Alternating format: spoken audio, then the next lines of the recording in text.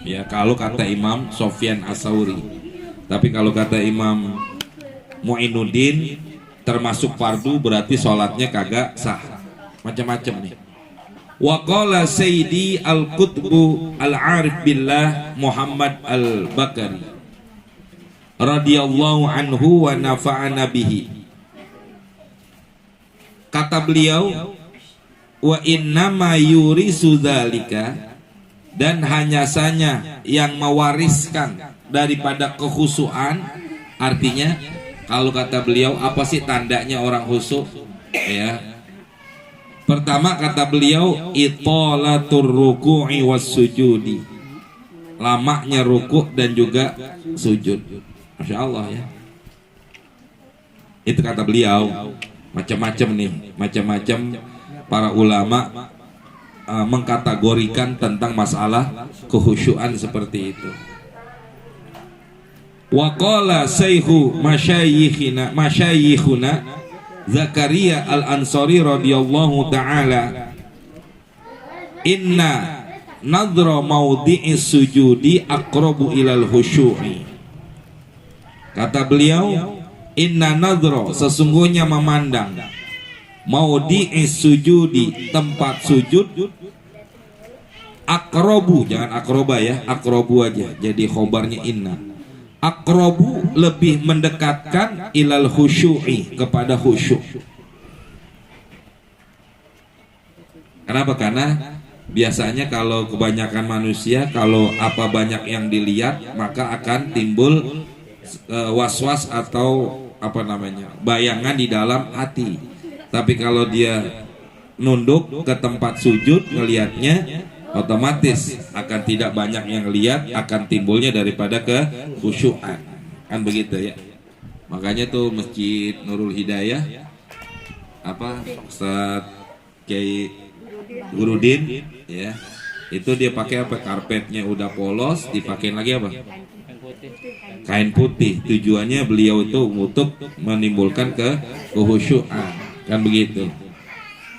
Itu banyaklah cara-cara. Kalau karpetnya apa namanya berkembang begini kan, ntar macam-macam ngomong. Ini orang bikin bunga gimana sih kagak lurus gitu ya. Iya, apalagi yang koran sambil dibaca. Nanti gue baru tumben baca nih. Oh, repot jadinya. Makanya banyak hal-hal yang menghilangkan daripada kekhusyuan itu harus dihilangkan. Maka salah satunya kata beliau, apaan? Liatin ke tempat sujud begitu. Tapi sekarang susah juga, orang kalau lihat tempat sujud tetap aja ya, karena memang dosa kita lebih banyak dari itu semua, yang akhirnya kekhusyuan nggak bisa dicari.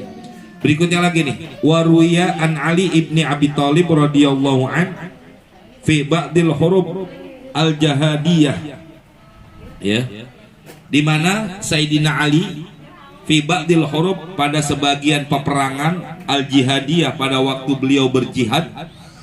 Ini yang sering kita dengar nih, usiba bisahmin, beliau terkena daripada anak panah. Summa juziba sahmu, ya, min aduwihi syarif, kemudian juziba, ditarik. Summa juziba, kemudian ditarik, asahmu, ujung panah, min aduwihi syarifi, dari anggota badan beliau yang mulia.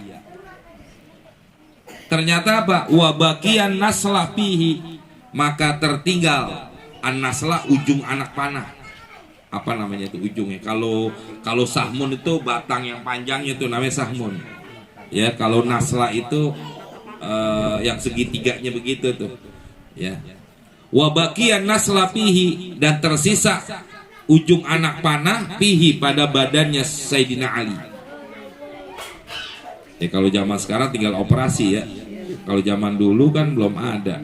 Faqalu, para sahabat yang lain berkata, idza lam yakhruhil udwa lam yumkinu istikhrajun nasli minhu. Idza lam yahrujilnya harusnya jarah, benar-benar yajrahil ya. Idza lam yajrahil udwu, apabila tidak dilukai daripada anggota badannya, idza lam yajruhil udu, ya. Idza lam yajruhil udu, apabila tidak dilukai, artinya disobek. Kalau bahasa kita dioperasi, anggota badan beliau la yumkinu, tidak memungkinkan istikhrajul nasli, untuk mengeluarkan ujung panah minhu, daripada badannya beliau. Tapi wa nakhafu min idzai amiril mukminin, kami takut untuk menyakiti daripada badannya amiril mukminin, yaitu Sayyidina Ali. Nggak mungkin keluar kecuali dengan cara dioperasi. Cuma beliau takut mengoperasi karena takut menyakiti badannya amiril mukminin. Yang kedua, wa qat'i aduwihi, untuk memutus atau untuk membelek daripada anggota badan beliau. Ini alasan karena saking hormat, takzim, memuliakannya seorang amiril mukminin sampai demikian. Masya Allah. Wa faqala radhiyallahu an, maka Sayyidina Ali berkata, idza stagoltu bis sholati, apabila saya sibuk mengerjakan sholat, fastakhrujuhu, maka keluarkanlah tuh anak panah dari badanku. Jadi kalau apa, anestesi kalau sekarang ya, buat di apa namanya tuh, di kebalin atau dibius istilahnya kalau orang sekarang ya. Kalau zaman Sayyidina Ali ya, anestesinya bukan dengan cara disuntik, tapi dengan cara sholat. Saking apa? Saking khusyuknya beliau di dalam sholat, sehingga apa, yang enggak, sesuatu yang terjadi di luar sholat beliau kagak terasa. Kata beliau, nanti kalau saya udah sholat, fastakhrujuhu, keluarkanlah itu anak panah. Faftataha, maka beliau memulai as-sholata, akan sholat. Ya, artinya Sayyidina Ali mulai sholat. Wahum qata'u amjarahu al-udwa, wahum, dan hal keadaan para sahabat yang lain, qata'u, mereka memotong, amjarahu, atau mereka melukai atau membelek, al-udwa, anggota badannya Sayyidina Ali. Wastakhraju an-nasla, dan mereka mengeluarkan anak panah dari badannya Sayyidina Ali.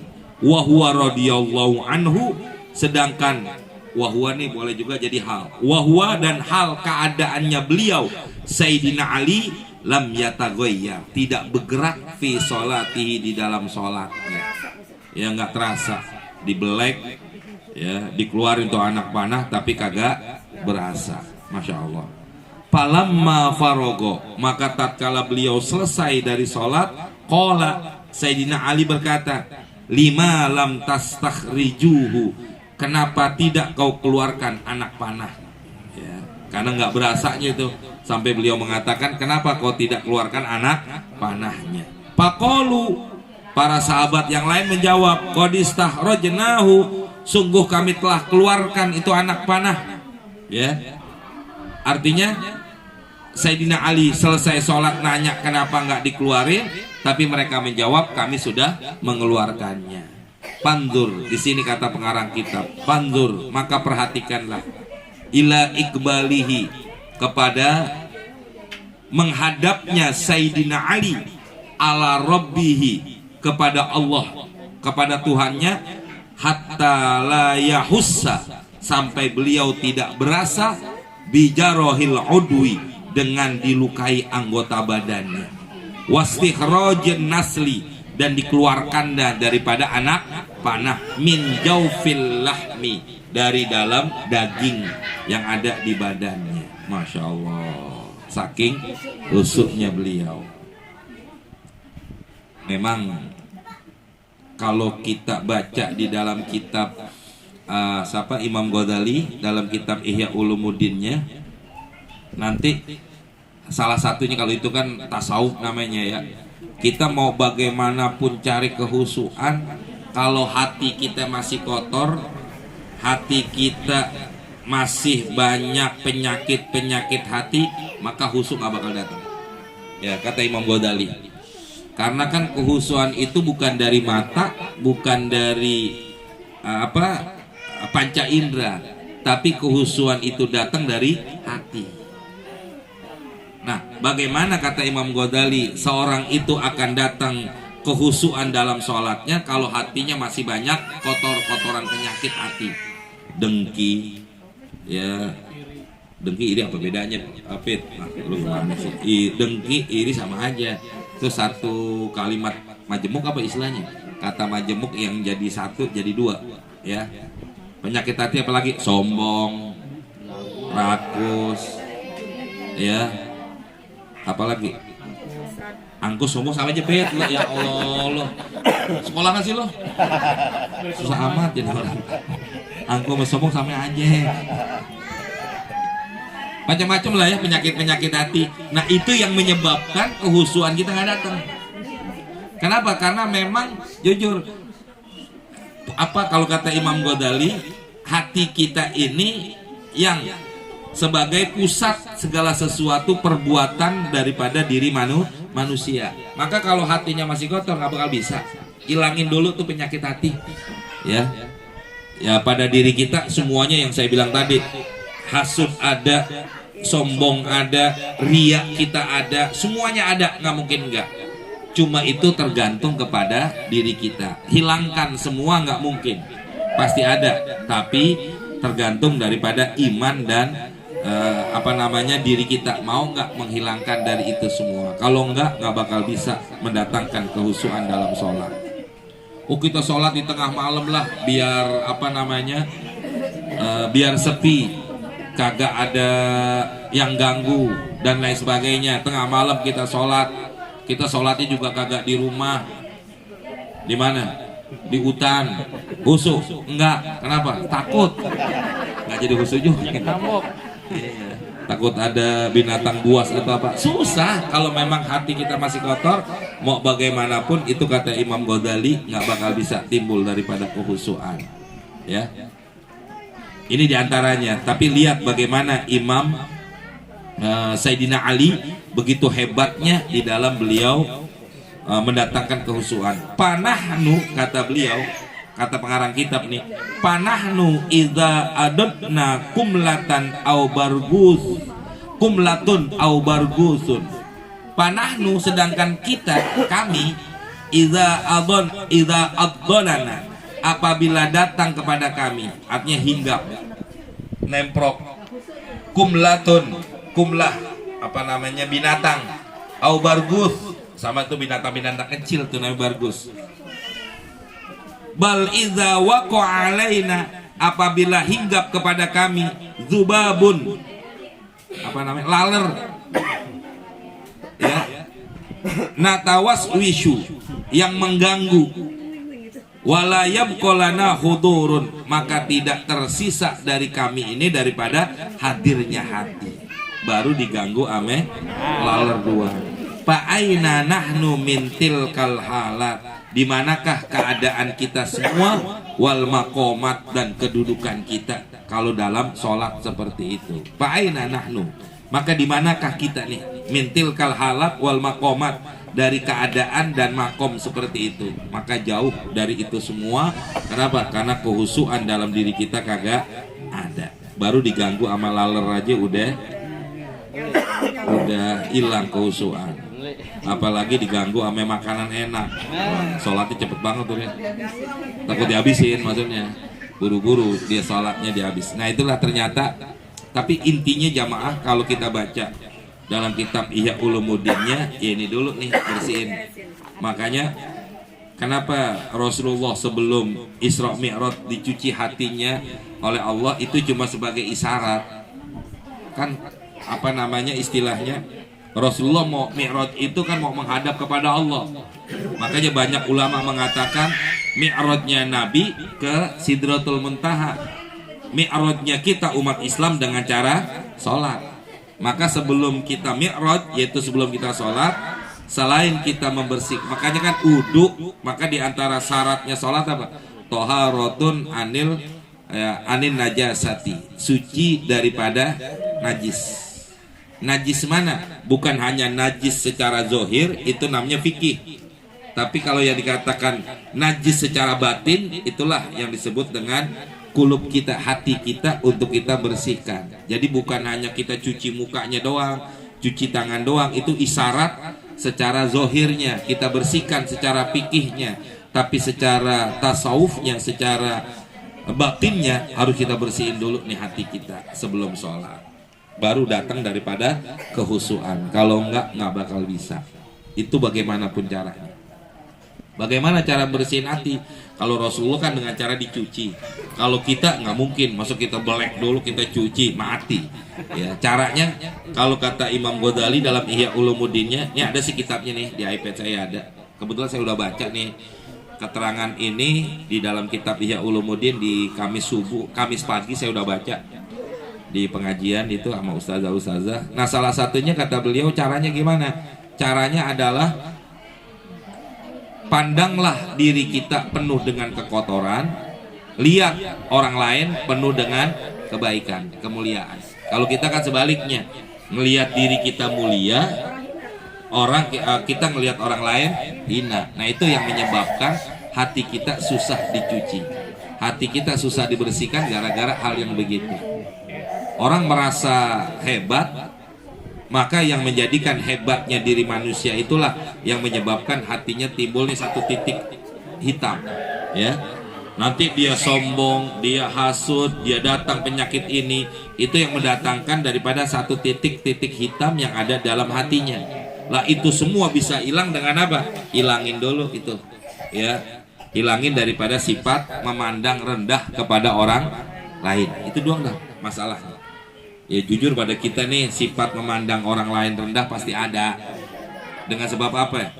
Harta kita, dengan sebab gantengnya kita, dengan sebab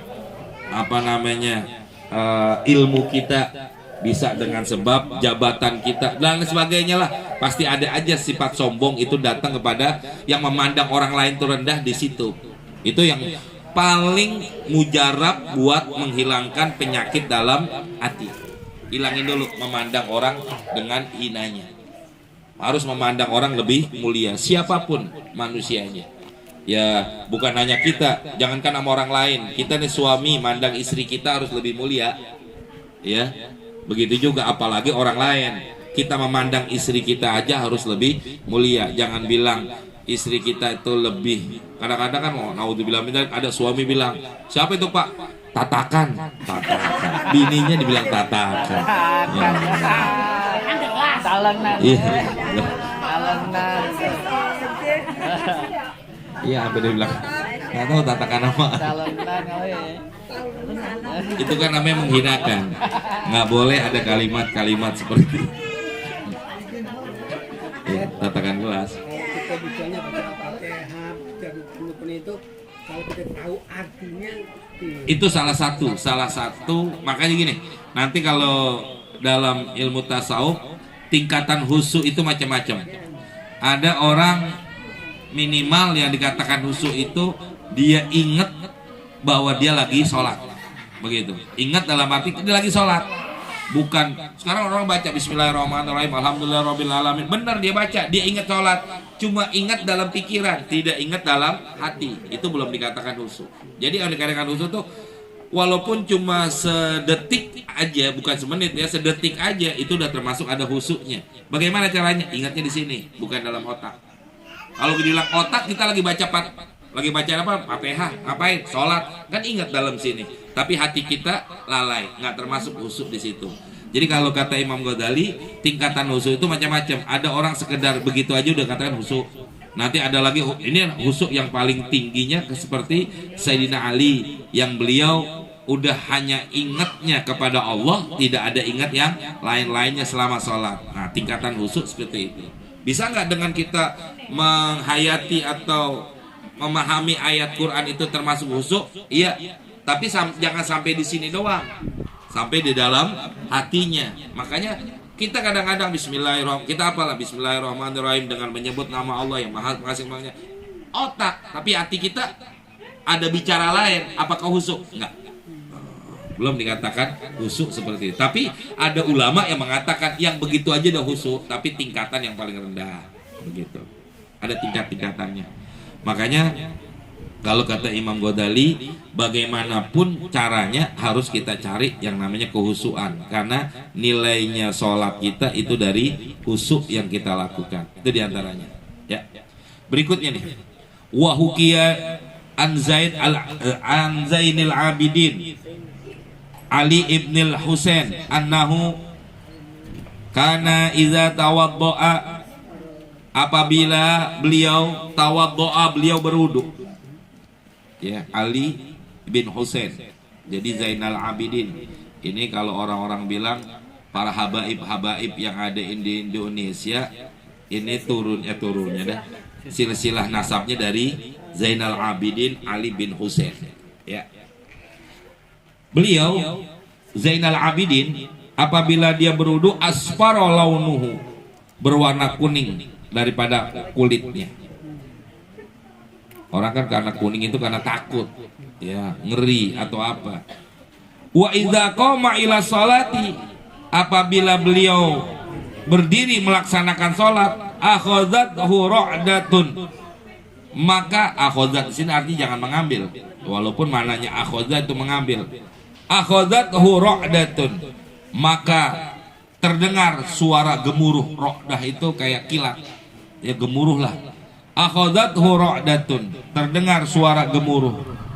Faqila lahu, maka ditanyakan kepada beliau, malaka, kenapa engkau kok wudu warna kulitmu jadi kuning? Tatkala kau mau berdiri sholat terdengar suara gemuruh di dalam dirinya. Faqala, beliau menjawab, waihakum, celaka engkau. Waihun itu dalam alfiyah istilahnya adalah kalimat-kalimat yang dianggap sesuatu orang yang tidak melakukan itu dianggap jelek. Maka dia banyak orang-orang kita mengartikan waihakum itu adalah celaka. Tapi sebenarnya lebih dari celaka. Apa bahasanya? Lebih dari celaka, binasa atau apalah begitu ya. Tapi orang kita banyak kan mengartikan waihakum itu celaka, tapi lebih dari itu sebenarnya. Apa kata beliau, kata Zainal Abidin tatkala ditanya, kenapa engkau, malaka, kenapa engkau? Beliau menjawab, waihakum, celaka engkau. Atadruna baina yadayya, apakah kau nggak tahu? Baina yadayya, orang yang ada di hadapkanku, ya. Man akumu, siapa orang yang berdiri? Waliman uridu, siapa orang yang saya inginkan? Artinya siapa orang yang berdiri di hadapan saya? Maksud dalam sholatnya, siapa orang yang berdiri di hadapan saya? Waliman uridu, dan siapa orang yang saya inginkan? An unajia, untuk saya bermunajat, berdoa. Masya Allah, saking khusyuknya beliau, seakan-akan Allah ada di hadapannya. Jauh dari kita nih ya, begini jauh ya, jauh dah, kayak jauhnya sampai ke Monas, jauh banget dah gitu ya. Iya, tapi inilah orang-orang yang hatinya bersih seperti ini. Tapi ada sebagian para ulama-ulama kita punya sifat-sifat seperti ini, ada ya, dengan kebersihan hati mereka. Makanya kan kebanyakan sebagian ulama-ulama mengajarkan kepada santrinya bukan ilmu zohir aja yang diajarkan, tapi juga ilmu batinnya, artinya ilmu pembersihan hati itu yang harus ada. Kalau kita cuma belajar secara ilmu zohir doang bisa, tapi nggak ada manfaat, begitu ya, kering doang. Makanya kenapa para ulama-ulama dulu bisa seperti itu, karena memang dari dirinya, dari hatinya mereka bersih, ya, tidak ada niat apa-apa dan lain sebagainya, maka yang disampaikan juga ilmu yang bersih juga. Itu diantaranya. Itu Zainal Abidin, beliau menganggap seperti itu. Wa annahu, bahwasanya waqa'a harikun fi baitih, terjadi kebakaran di rumahnya. Ini cerita beda lagi. Tapi ceritanya Zainal Abidin juga nih. Wa huwa sajidun, sedangkan beliau dalam keadaan sujud. Faja'alu, maka mereka atau orang-orang menjadikan yaqulu lahu, berteriak kepada beliau, ya ibna Rasulillah, wahai anaknya Rasulullah an-naro. Kalau bahasa kita kebakaran dia teriak. Orang-orang lagi pada teriak karena rumahnya dalam keadaan kebakaran. Tapi apa yang terjadi oleh Zainal Abidin? Fama rafa'a ra'sahu. Maka beliau tidak angkat kepalanya. Artinya beliau tetap sujud, enggak bangun dari sujudnya. Bukan karena mati, bukan karena tidur, tapi karena khusyuknya. Faqila lahu fi dzalik. Maka ditanyakan kepada dirinya dengan apa yang beliau lakukan. Lamma rafa'a ra'sahu, tatkala beliau mengangkat daripada kepalanya. Ya, kenapa kau enggak angkat kepalamu? Kenapa kau enggak bangun dari sholatmu tatkala terjadi kebakaran? Faqala, beliau menjawab. Faqala, beliau berkata, ailahatni ya. Ailahatni anhanarul kubro. Ya. Saya melihat anha darinya annarul kubro, api yang lebih besar. Maksudnya api neraka. Jadi itu cuma api dunia. Yang saya lihat adalah api yang lebih besar lagi daripada api dunia, yaitu api neraka. Ya Allah. Dia ngebayangin bagaimana besarnya daripada api. Karena kan api dunia ini adalah baraknya api akhirat, baru baraknya doang, belum apinya. Baraknya api akhirat yang telah direndam oleh Allah di dalam laut selama 70 tahun. 70 tahun sono tapi ya. Jadi direndam dulu tuh baranya selama 70 tahun di air laut, baru jadiin api dunia. Itu bukan api neraka, baru baraknya doang kayak begitu. Panas apa enggak? Makanya ada sebagian ulama mengatakan apa? Kalau kau pengen berbuat maksiat, bakar dulu jarimu. Kalau kuat, baru terusin maksiat. Tapi orang nggak ada yang kuat kan begitu. Ini satu gambaran. Bukan berarti kalau gitu kita cari aja ilmu kebal, habis itu baru maksiat. Ya nggak begitu. Tapi ini satu gambaran bahwa tidak ada manusia yang lebih kuat untuk dibakar di dalam api nerakanya Allah. Ya, itu diantaranya. Masya Allah. Ayyuhal ghafil fi sholati, ayyuhal ghafilu fi sholati, wahai orang-orang yang lalai dalam sholat. Baina yadayya, ya, di antara hadapanmu, mantakumu, siapa yang berdiri? Ya, engkau berdiri di hadapan siapa? Wa man tunaji, dan siapa engkau bermunajat? Kepada siapa engkau bermunajat? Wastahi, maluklah antunajia, untuk kau bermunajat maulaka kepada Tuhanmu biqalbin ghafilin, dengan hati yang lalai, wasadrin mashhunin biwasawisi, dan juga dengan hati, dengan dada mashhunin, yang dipenuhi biwasawisi dunia, dengan was-was dunia, wahoba isi syahwat, dan kotoran-kotoran daripada syahwat. Diberikan gambaran kayak begitu. Amma ta'lamu, apakah tidak kau mengetahui, annahu, bahwasanya Allah matla'un ala sariratika, nampak atas rahasia-rahasiamu, wa nadhirun ila qalbika, dan Allah melihat akan hatimu. Wa innama yataqabbalu min sholatika, hanya saja yang Allah terima daripada salatmu biqadri khusyu'ika wa hudu'ika wa tawadhu'ika, dan sekedar daripada kehusyuanmu, hudukmu, tawadhu'mu. Tawadhu itu maknanya sama. Wa tadarru'ika maknanya sama nih. Ya, huduk, khusyuk, tawadhu, tadarru' maknanya sama. Oleh karena itu fa'buduhu, maka ibadahlah engkau fi sholatika, di dalam sholatmu, ka'annaka tarahu, seakan-akan kau melihat Allah. Fa illam takun tarahu, apabila kau nggak bisa melihat Allah, fa innahu yaraka, maka sesungguhnya dia Allah melihat engkau. Ini disebut dengan apa? Ihsan. Maka tingkatannya begitu, Islam, iman, baru ihsan, di derajat yang paling tinggi. Ya, orang nggak bakal bisa ihsan kecuali iman dan Islam dulu.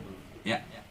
Fa ilam yahdur qalbaka, apabila kau nggak bisa hadir juga hatimu, bima dzakarona, apa dengan apa yang telah kami sebutkan, walam taskun jawarihaka, dan tidak tenang anggota badanmu, likusuri ma'rifatika, karena kurangnya kenalnya engkau, bijalalillahi ta'ala, dengan keagungannya Allah ta'ala. Itu penyebabnya itu juga.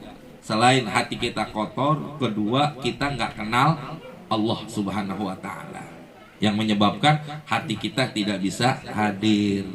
Kalau kayak kita ngobrol sama orang, atau kayak kita dapat surat aja dari orang yang kita kenal, maka kita bakal datangnya ke kehusuan. Faqadaro, maka telah di bukan ya, faqadir, maka takdirkanlah, artinya apa ya, datangkanlah kepada dirimu itu akan kehusuan dalam sholat. Anna rajulan solihan min wujuhi ahli baitik yanzuru ilaika kaifa sholatu. Ini diberikan gambaran. Anna rajulan, sesungguhnya seseorang soleh, min wujuhi ahli baitik, yang terlihat daripada ahli baitik, daripada keluargamu, yanzuru ilaika, yang mana itu orang soleh melihat engkau sholat. Kaifa sholatuka, bagaimana keadaan sholatmu? Kalau kita lagi sholat diliatin sama orang yang kita muliakan, ya pasti sholat kita baik, sholat kita benar, kan begitu. Fa inda dzalika tahduru qalbuk, maka pada saat itu datang atau hadir hatimu, wa taskunu jawarihu, dan akan tenang daripada anggota badanmu.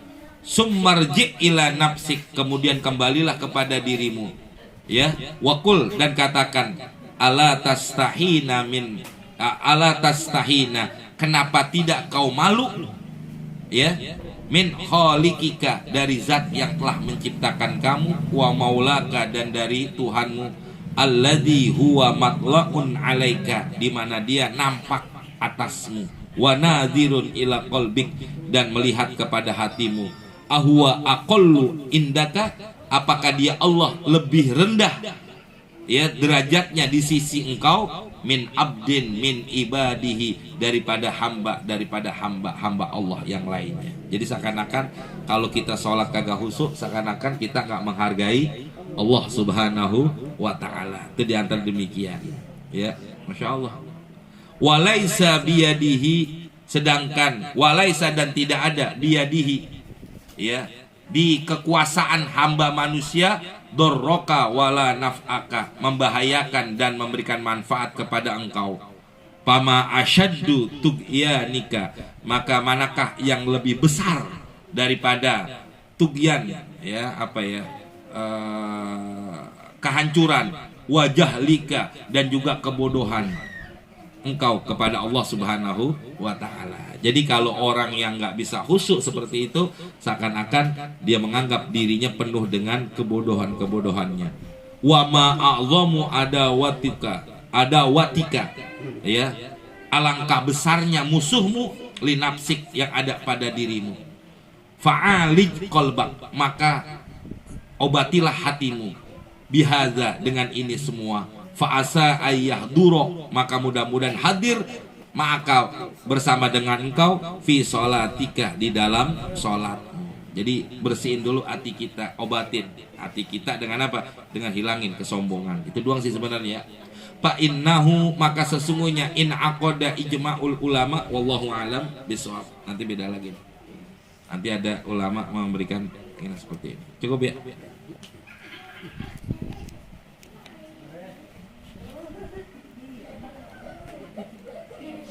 Apa ya, beri sampai sini dulu. Pak Inahu sampai Pak Inahu, nanti baru kita lanjut lagi. Mohon maaf.